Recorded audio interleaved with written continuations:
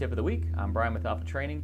In last week's video, we explored the need for getting your personal files off of the corporate network's Y drive and onto some form of personal storage.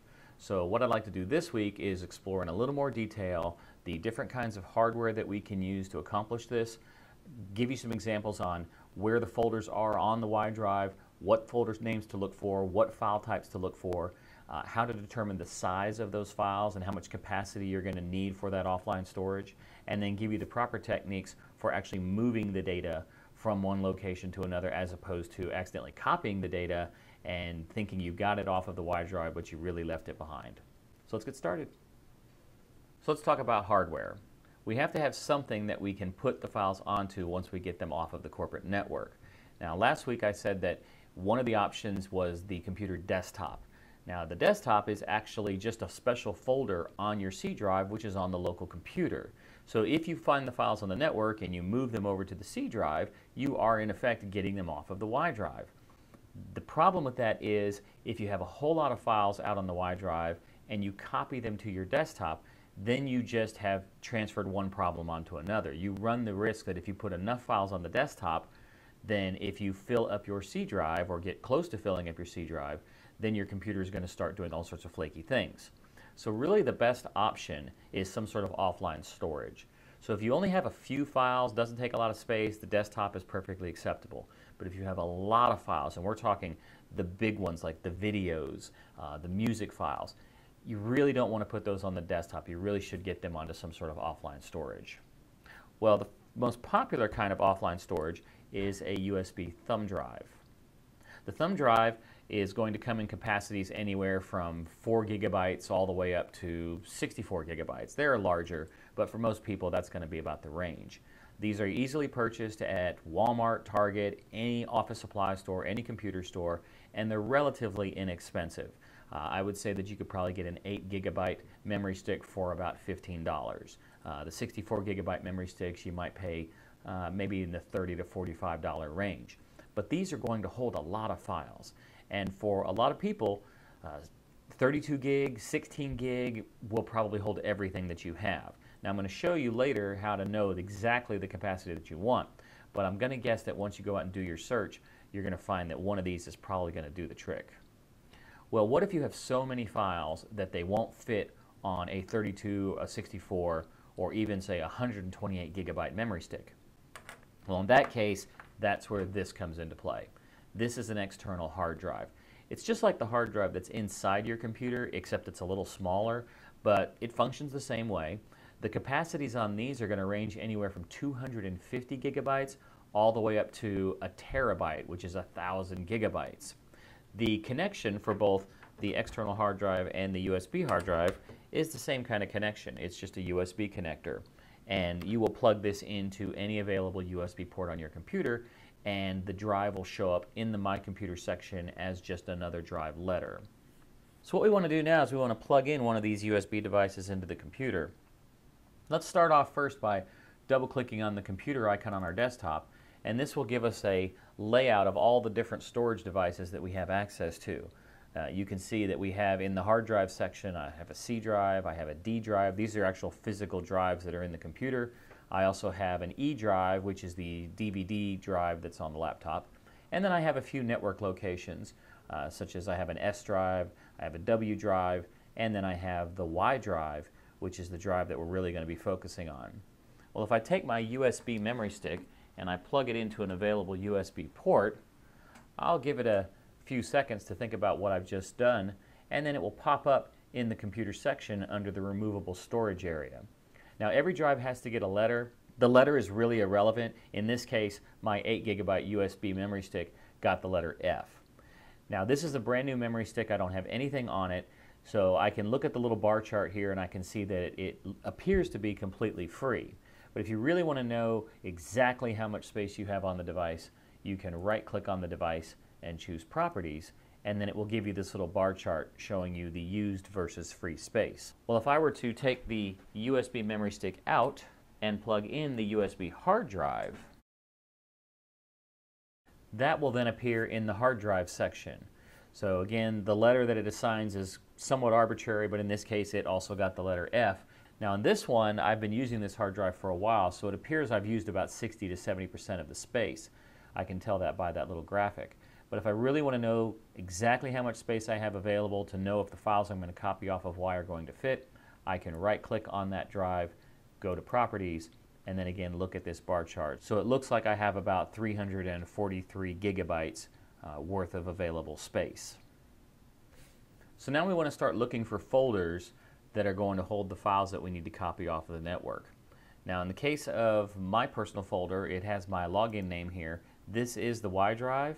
Now if you're not sure if that's the Y drive or not, you can see I've just hovered over this and it gives me the full name, and you can see that Y colon at the end of the file name. The colon is shorthand for the word drive. So that is the folder that we need to get these personal files off of. So I'm going to give that a double click, and that will open up my Y drive. Now at this point I could just start searching the entire Y drive, but if you know that all of your files are probably within a specific location, it's going to speed up your searches and reduce your return list if you go to that location first, as opposed to just searching from the very beginning of the folder. So I know that none of my files are in any of these folders here. I know they're all in the My Documents section, so I'm actually going to open that folder up and start my searches from here, because I know that this is going to reduce my search time. Now the kinds of folders that you want to look for, the really obvious ones are ones that are labeled like My Music, My Movies, My Pictures. Those are the ones that are almost for certain going to hold the kinds of files that we're looking for. But there might be some other folders, say in this Alpha Natural Resources folder or in this Ringtones folder, that I want to get, and I want to make sure that I search all of those. So I want to look for all of the different pictures on my computer. Now we talked about in the previous video that the most common type of picture format is the JPEG format. So any file ending in a .jpg extension is going to be a prime target for this copy. So I'm going to go up here into my search box where it says Search My Documents, and I'm going to search for *.jpg. And what asterisk means is I don't care what the file name is. This is a wildcard, so I don't care what the file name is. It's just anything that ends with .jpg. And as you can see here, I found 802 different files. Now I'm sure some of these are work-related, but I'm also pretty sure some of these are not work-related. Now you could go through this list and try to figure this out by opening or closing them. But what I would like to do is go up here to the More Options button in the upper right and set this from Details to Large Icons, because then this will give me little thumbnail pictures of all of the different images. So I could scroll through here and say, okay, I can see some of these are work-related for some training documents, but clearly that one right there is not work-related. We've got some down here of some trucks that look pretty good. There's another one, probably not work-related. So I can go through here and I can try to figure out which ones are work-related, which ones are not work-related. Now if I wanted to perform another search, I can go up and hit this little X and clear my current search, and I can start a new search. So if I wanted to search for, let's say I want to search for music files.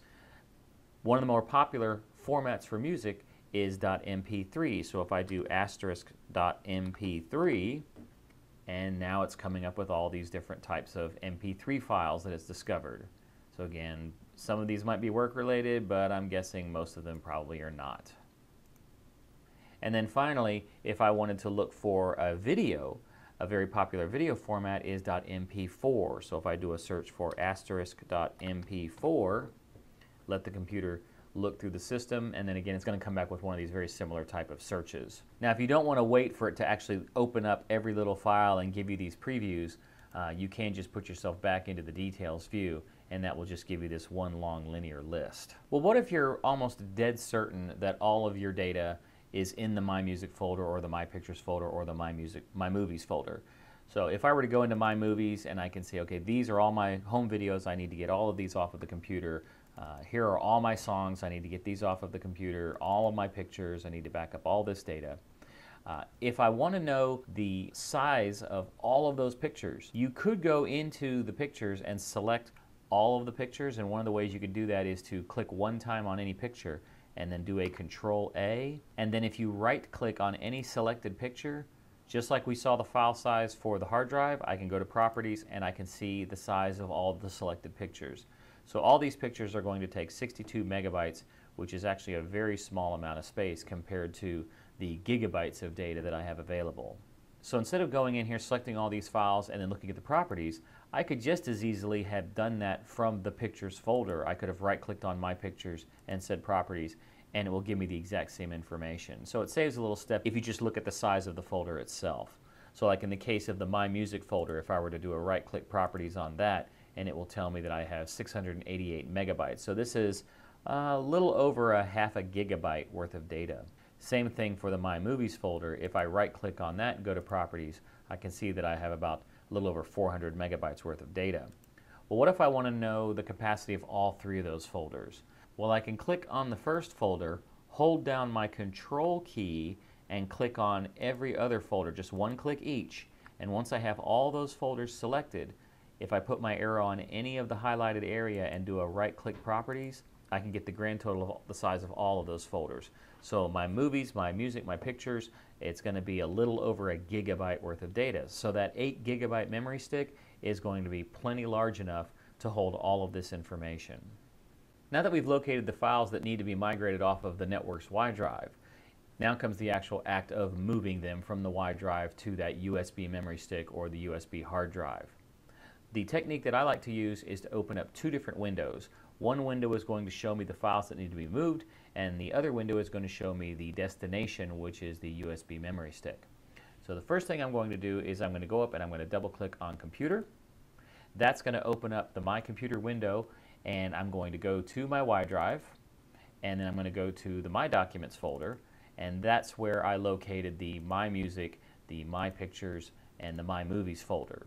The trick to this is I want to set up a side-by-side display, and the fastest way to do this is if you just grab the top of the window, that title bar where you normally move a window around, I can then take that and drag it as far left or as far right as I want to, and when I do that, it will snap to that side. Well, once I've opened up this window, I'm then going to go back and double click on Computer again, and this one is then going to be set to the F drive. That's that external hard drive. So I'm going to open that up, and that shows me all the folders that I have in this drive. And now I can grab its title bar and I can move it to the other side. Now whether you put it on the left or the right is completely up to you. It doesn't matter. Well, in the case of my external USB hard drive, I don't want to just dump all of the files right into this section. So what I'm going to do is I'm going to come up here and I'm going to click New Folder. And then I'm going to give that folder a name, and I'll call that My Backup. And then I'm going to open that folder. So this now becomes my destination. So over here on the right side of the screen, I'm going to come over here and I'm going to click on My Pictures. I'm going to double click to open it up. Now if I just wanted to move selected photographs, remember how we put this in thumbnails view and we were able to say, okay, look, this is an actual legitimate photo here, but this is not a legitimate photo. Well, if you click and hold and just drag it from one side to the other, notice it says I'm going to copy that to my backup. Because whenever you take a file from one drive to another drive, it always initiates a copy, not a move. And we want to make sure that we move this. So I'm going to undo that operation. The technique that you can use is if you right-click and drag on that file, when you release the right-click, it will then give you a pop-up menu that says, hey, I was going to go ahead and copy this, but if you'd rather, we can move it. And so if I choose Move, then the file will be taken from the source location and placed at the destination. If right-clicking and dragging is not your thing, then as you scan through these files and you come across a photo that you figure is not supposed to be there, then if you click one time on that photo and press Control-C on the keyboard, then click over in the destination window and press Control-V, that will perform a copy. But if I go to the source and I press Control-X, and then go to the destination and press Control-V, that will perform the cut. So a Control-C will perform a copy, but a Control-X will perform a cut. The Control-V is always the second part, which is the paste part. Now I was doing these pictures one at a time, but what if you wanted to do a whole series of pictures? And so I came through here and I'm looking at these and I think, oh, all of these I want to take off of the network. I want to put these over on my my external storage? Well, if you click once and then hold down Control, and then you can just click, click, click, click, click, all the way down, picking all of the different photos that you think should be migrated. And after you have clicked all of those, then you could either do your right click and drag, or you could do your Control X, click into the destination window, and do a Control V as in Victor. And that will move all of that data to the external device. Suppose that I wanted to get the entire My Movies folder, the entire My Music, the entire My Pictures. Let's just take music for example. If I were to right click and drag the entire My Music folder and drag it over to the target window and release, I will then get that little pop-up that says, do you want to copy this or do you want to move this? And I'm going to choose move, and that's going to take the entire My Music folder and move that over. Now, because there are a lot of files here, this is going to take a little bit of time. So we'll go ahead and speed things up a bit.